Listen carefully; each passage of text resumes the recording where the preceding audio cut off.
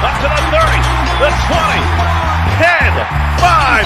Torrey Horton back to the end zone. 48-yard play. Guess who? Body up the middle, making another move to the outside. 15, 10, end zone again. Keeps it. Nice move by Brown. He's got space. He's got 6. 35-yard touchdown for Byron Brown. A record-setting night for the South Florida quarterback. Down so far, a little bit of a high snap. Genty right up the middle. Genty has room. Ashton Genty, give him 6. Second and long. Lagar tries to pin it in a row. It does. Row stays up. The show's off his 4-3 wheels. Incredible effort for Royals. The G5 Hive. All G5, all the time. Welcome to the G5 Hive Live. We are excited to bring you the G5 college football coverage you love each and every week. I am Luke. I'm joined by my co-host, Justice. We're only 6 subscribers away from 500 on YouTube. So if you're watching us on X, which I see a lot of you are, head over to YouTube, hit us up there. We would appreciate it.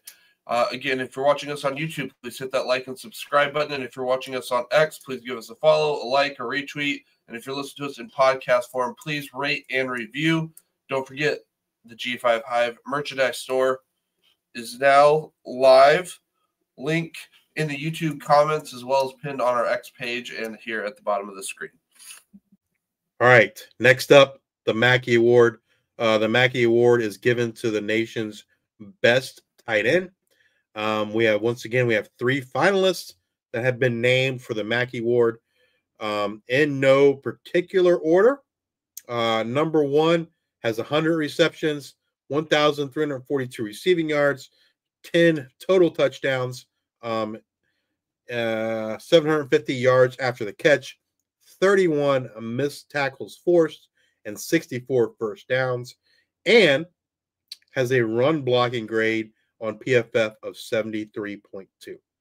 I didn't include pass blocking grade because in all 3 of these guys, when it's a pass play, they're generally out there. They're not blocking. They're usually out there to catch the ball, but they do run block.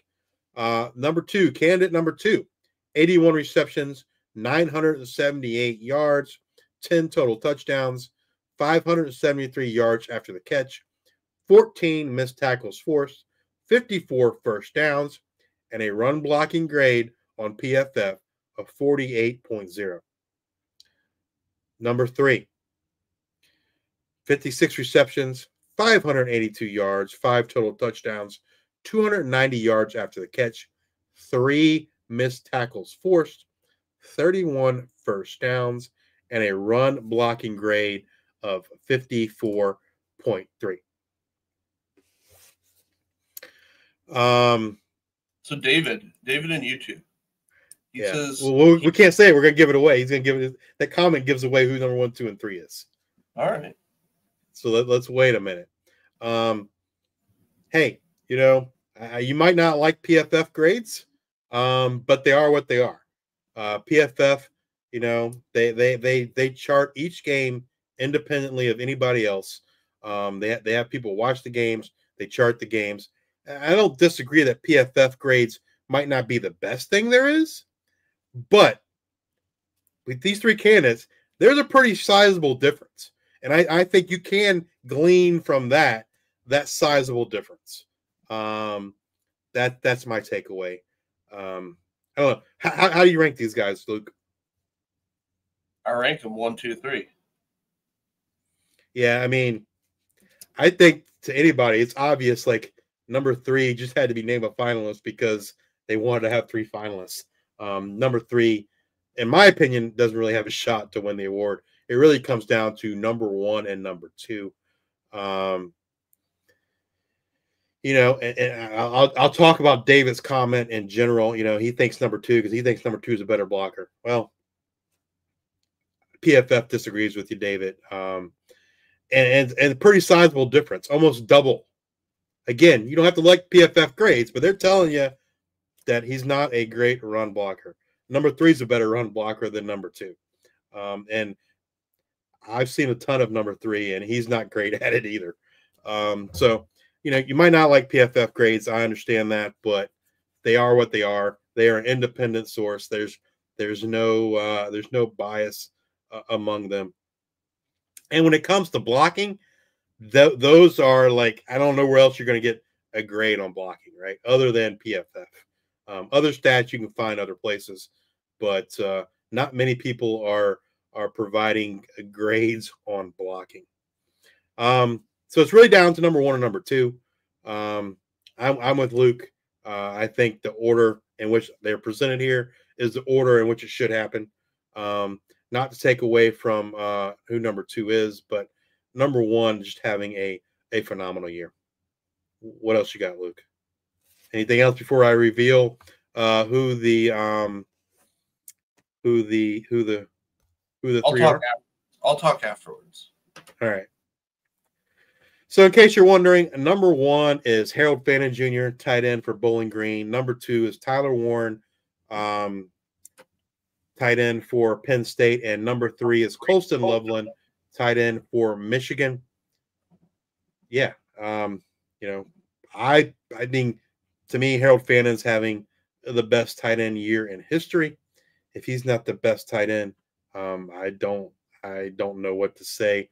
That the two biggest arguments I've seen used against Harold Fannin is the competition level that he plays, which they played 2 G5s and he torched them both, including Penn State. He torched both Penn State and Texas A&M. And the other that that David pointed out is blocking. That's the other issue that folks have with Harold Fannin Jr. And again, I would point to the run blocking grades there on PFF. Again, I'm not saying they're perfect, but when someone's almost double the other, that tells me, like, objectively, there's at least some difference. But that is what it is. David, I agree. Holden Willis should have been the 3rd candidate. But you'd be asking a lot to get 2 G5s in a 3-person finalist for tight end. And it's not a knock on Colston Loveland. I think he's a good tight end. And I don't have any problem with him. But I mean, at the end of the day, this was a 2-horse race. So no matter who they named the number 3 guy, I think that's where it ended up.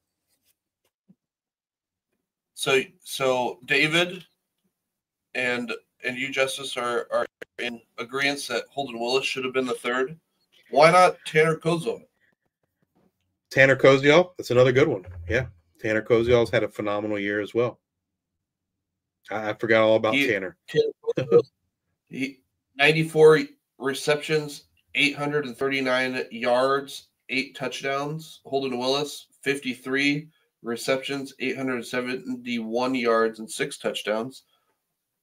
I mean, if you want to grab a P4 guy, I mean, he got injured, but Jack Beck, kind of this do-it-all. He's more of a hybrid, yeah. Like him and Aronde Gadsden are kind of that same mix. But yeah, I like Tanner Koziol. Like, it's a good call. In terms of receptions in college football from the tight ends, Harold Fannin with 100, Tyler Warren 81, Tanner Koziol 94. So I'm going to make sure I got this sorted right. Yeah. So I guess it would go Harold Fannin, Koziol 94, Tyler Warren at 81, and then Aronde Gadsden at 68. Jack Beck at 62. Jack Beck also had over 1,000 yards. And then it goes down. It's a big drop off. So Tanner Koziol would have been my pick. But so I mean, a little bit more. Go ahead. I was just going to say, look at Harold Fannin's resume. Number 1 in yards, number 1 in receptions, number 1 in receiving touchdowns, number 1 in yards after the catch, number 1 in broken tackles, number 1 in first downs, and he's all those things among tight ends. If you put Harold Fannin Jr. And put him with the wide receivers, he's top 3 in all those categories too, right? And Tyler Warren's not close. He's not close to the top 3 in any of those categories when you link them with receivers. So that just kind of gives you a perspective of the phenomenal season that Harold Fannin Jr. had, this year. So he's currently only 14 yards with the bowl game. Should be able to get there. He's 14 yards shy of breaking Texas Tech's Jace Amaro's single season record of 1,352 yards. He did that back in 2013. If he gets 13 yards, he'll tie it. 14 will break it. And heading into their game this last week, he led the nation's tight ends in 21 plus offensive categories.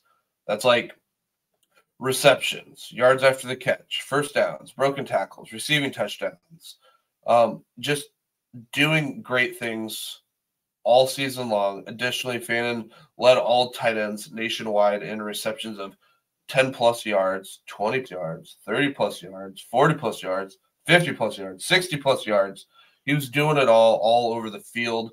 His season's first down catch percentage of 67.4% is also the highest among the nation's tight ends.